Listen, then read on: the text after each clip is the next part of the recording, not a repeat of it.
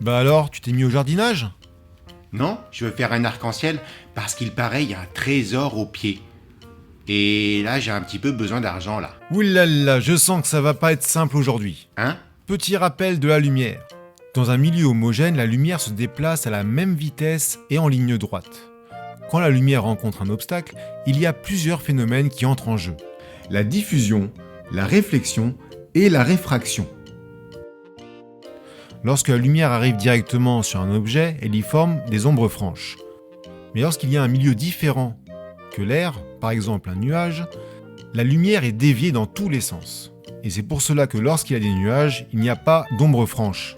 L'ombre est diffuse. La réflexion, c'est le phénomène par lequel les rayons lumineux, lorsqu'ils rencontrent une surface, sont renvoyés dans une autre direction.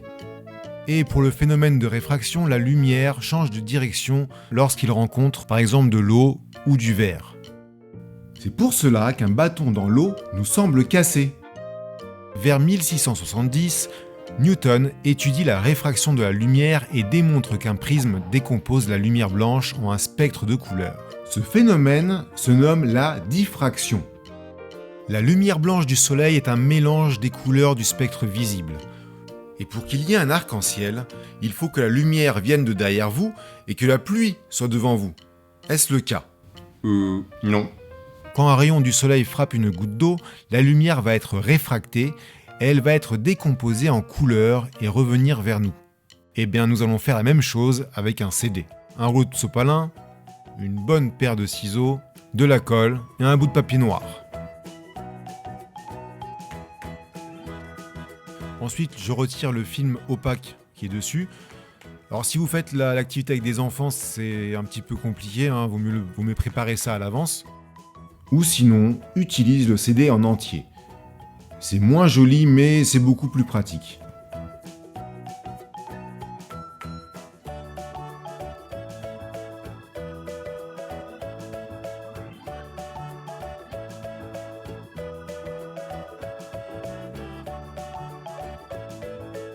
Et voici notre arc-en-ciel, notre belle diffraction de la lumière.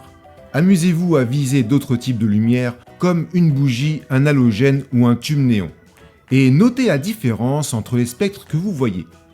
Mais si ça marche dans un sens, est-ce que ça marche aussi dans l'autre? Oui, nous allons fabriquer une toupie de Newton. Encore lui?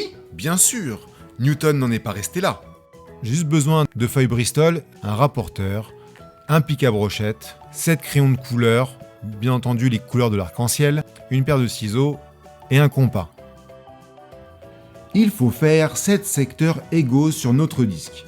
Pour cela, il faut tracer un angle de 51 degrés dont on reporte la longueur de l'arc avec un compas.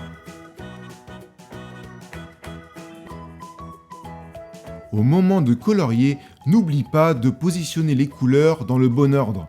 Rouge, orange, jaune, vert, bleu, bleu foncé et violet. Sinon, ça ne fonctionne pas.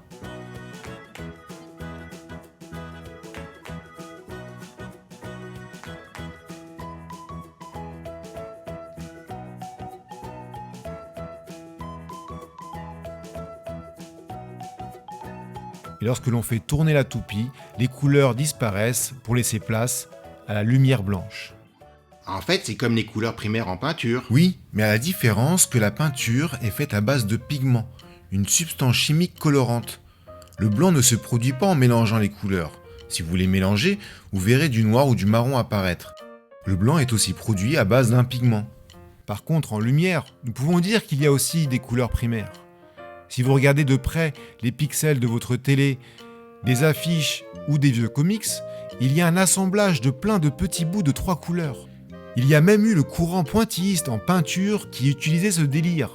L'épisode est maintenant terminé, n'hésitez pas à mettre en commentaire vos remarques, vos conseils ou vos questions. Si l'épisode vous a plu, partagez, mettez un pouce bleu et abonnez-vous si ce n'est pas déjà fait. Pour aller plus loin dans vos connaissances, vous trouverez des liens dans la description. Voilà, vous pouvez éteindre Internet et commencer une activité avec des bouts de ficelle. À la prochaine!